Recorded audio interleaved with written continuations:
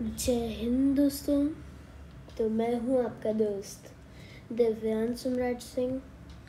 तो आज हम लोग पढ़ने वाले हैं इंडियन कॉन्स्टिट्यूशन के चैप्टर 6 सिटीजनशिप के बारे में। तो दोस्तों सिटीजनशिप के बारे में तो हमने बहुत कुछ पढ़ लिया है, लेकिन अभी तक ख़त्म तो नहीं किया चैप्टर को। तो अब से हम लोग सिटीजनशिप के आर्टिकल्स को ख़त्म करेंगे एक एक करके। तो आज हम लोग सिटीजनशिप का पहला आर्टिकल यानी कि आर्टिकल 5 के बारे में पढ़ेंगे। तो शुरू करते हैं वीडियो को। Citizenship article 5। दोस्तों कोई भी आर्टिकल को समझने के लिए, जानने के लिए हमें ये तो जानना ही पड़ेगा कि उसका मेन लॉ क्या है। वो लॉ ही हम लोग याद करेंगे और सब तो दोस्तों डेफिनेशन के रूप में हमें याद करना है। तो दोस्तों मेन जो है वो आर्टिकल 5 में ये है। Article 5 citizenship at the commencement of the constitution of India. So दोस्तों this is article 5 law that has been described in Indian constitution. फिर अब दोस्तों हम लोग देखते हैं कि आर्टिकल 5 के बारे में थोड़ा डिटेल्स में उसका इंट्रोडक्शन देखते हैं। दोस्तों जो हमारा आर्टिकल 5 है वो चैप्टर 6 ऑफ इंडियन कॉन्स्टिट्यूशन में है। और दोस्तों ये इसका फर्स्ट आर्टिकल है, जैसा अभी हमने थोड़ा देर पहले ही जाना था। और दोस्तों वो चैप्टर तो हम लोग जानते ही हैं कौन सा है दोस्तों, सिटीजनशिप। दोस्तों इसमें बहुत सारे अमेजिंग फैक्ट्स भी हैं। जैसे कि दोस्तों एक फैक्ट है कि इसमें 5 वेज है एक्वायर करने के लिए सिटीजनशिप को, 3 वेज है सिटीजनशिप के लॉस के लिए इंडिया में। दोस्तों अब हम लोग ये जो हमारा आर्टिकल 5 है उसके बारे में थोड़ा सा डिटेल्स में देखते हैं कि दोस्तों आर्टिकल 5 है क्या, उसे समझेंगे हम लोग कैसे। दोस्तों article 5 says that a person of any country lives in India up to the commencement of the constitution of India, so he will be the citizen of India।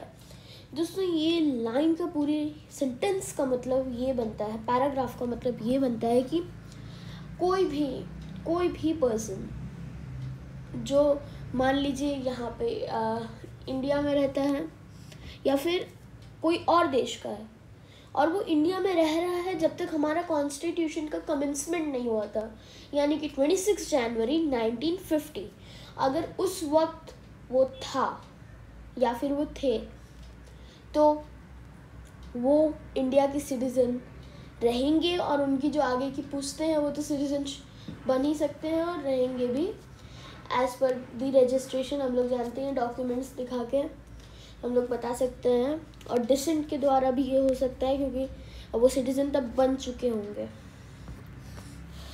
फिर उसके बाद दोस्तों अब 1950 के बाद जैसे मैंने बताया कि आगे चल के भी वो सिटीज़न रहेंगे, उनकी फैमिली। फिर दोस्तों अब हम लोग देखते हैं सिटीज़नशिप के कुछ माइनर फैक्ट्स। दोस्तों पहला माइनर फैक्ट्स तो हमने जान ही लिया है कि 5 वेज होते हैं एक्वायर करने के लिए सिटीजनशिप को और 3 वेज होते हैं लॉस करने के लिए। दोस्तों total there are 6 article in the chapter 6 of Indian constitution known as citizenship. दोस्तों वो कौन से आर्टिकल हैं? Article 5, article 6, article 7, article 8, article 9, article 10, article 11 और 12 से दोस्तों हमारा फंडामेंटल राइट शुरू हो जाता है।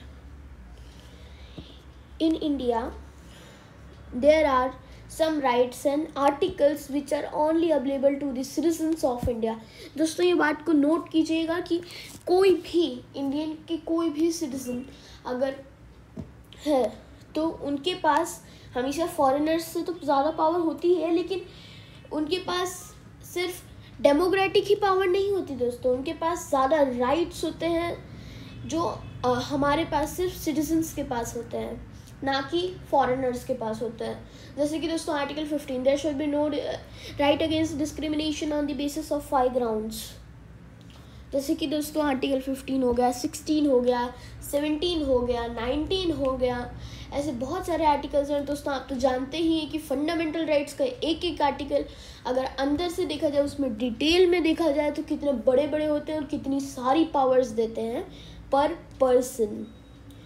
तो दोस्तों हमारे फंडामेंटल राइट्स में से कुछ आर्टिकल्स ही हैं जो सिर्फ फॉरेनर्स को अवेलेबल है और सारे सिर्फ दोस्तों सिर्फ इंडियन सिटीजन्स को अवेलेबल है, जो बहुत ही बेनिफिशियल है हर एक इंडियन के लिए।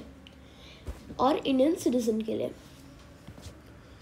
दोस्तों अब आप लोग देख लीजिए कि कौन से आर्टिकल्स है जो मैंने आपको अभी आर्टिकल्स बताए।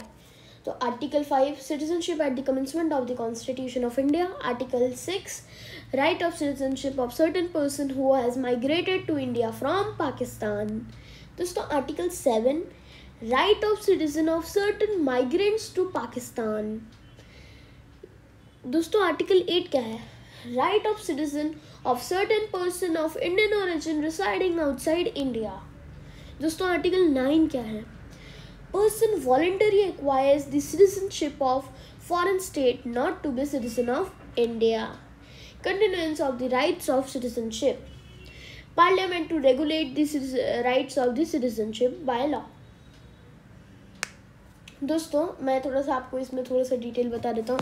जो पहला है दोस्तों, वो पहला तो मैंने अभी आपको समझा ही दिया, आर्टिकल 5 कि वो हमारे सिटीजनशिप से रिलेटेड है, सब इससे रिलेटेड है सिटीजनशिप से। बट ये जो आपका अगर आप जब कॉन्स्टिट्यूशन के कमेंसमेंट के वक्त पे थे, अगर वो तब के लिए है दोस्तों। फिर उसके बाद कोई भी अगर पर्सन जो इंडिया से पाकिस्तान गया, फिर पाकिस्तान से इंडिया आया, ही इज़ एन माइग्रेंट दोस्तों। और लेकिन ये बात ध्यान रखिएगा, वो 1950 तक ही आया, 1950 जनवरी में ही आया, उससे पहले ही आया है, तभी वो हमारे इंडियन सिटीज़न बन सकते हैं। तो दोस्तों फ़िलहाल के लिए मतलब इसका कोई यूज़ नहीं है। फिर उसके बाद दोस्तों आता है हमारा right of citizen of certain migrants to Pakistan. दोस्तों ऐसा जो लोग मतलब एक तरह से आप बोल सकते हो रिटर्न फ्रॉम पाकिस्तान है, ये लोग रिटर्न फ्रॉम पाकिस्तान है। वहाँ पे पहले पाकिस्तान में रह रहे थे, फिर उसके बाद वो लोग मोस्टली पाकिस्तान में रियली में रहते हैं, फिर इंडिया में आते हैं, फिर पाकिस्तान में रहते हैं। बट वो मान लीजिए उनको पाकिस्तान से इंडिया गए, इंडिया में अच्छा लगा, उन लोग को रहना है। बट ये भी 1950 के पहले ही है, 1950 26 जनवरी के पहले आए हैं, तभी रह पाए, तभी इंडियन सिटीजन बन सकते हैं। और उन्होंने तब रह लिया वहाँ पर, फिर उन्हें अपना सिटीजनशिप तब मिल जाएगी उन्हें, और वो इंडियन सिटीजन बन जाएंगे। ये आर्टिकल 7 का था दोस्तों। आर्टिकल 8 दोस्तों, आर्टिकल 8 का है अपना दोस्तों OCI के बारे में दोस्तों, कि कोई भी पर्सन आउटसाइड रिसाइड करता है इंडिया के, तो उसे OCI कार्ड मिल सकता है। और भी जो भी चीज़ें हैं दोस्तों, कि वो इंडिया के सिटीजन बन सकते हैं अलग अलग तरीक़ों से, वो दोस्तों हम लोग आगे चल के पढ़ेंगे। फिर दोस्तों आर्टिकल 9 जो है वो बताता है कि हमारी कंट्री सिर्फ सिंगल सिटीजनशिप अलाउ करती है according to the constitution of India. फिर दोस्तों आर्टिकल 10 बताता है पार्लियामेंट को पावर देता है कि जो भी राइट्स है सिटीजनशिप के, उन सबका कंटिन्यूंस होना चाहिए, उनका इम्प्लीमेंटेशन भी बहुत ज़रूरी है। फिर दोस्तों आता है parliament to regulate the rights of citizenship by law. दोस्तों फिर आर्टिकल 11 सबसे इम्पॉर्टेंट है, कि जो भी पार्लियामेंट को एम्पावर करता है आर्टिकल 11 कि वो सिटीजनशिप को रेगुलेट कर सके बाय लॉ। तो दोस्तों प्लीज़ मेरे वीडियो को लाइक कीजिएगा, शेयर कीजिएगा, चैनल को सब्सक्राइब कीजिएगा। Thank you for watching the video. जय हिंद।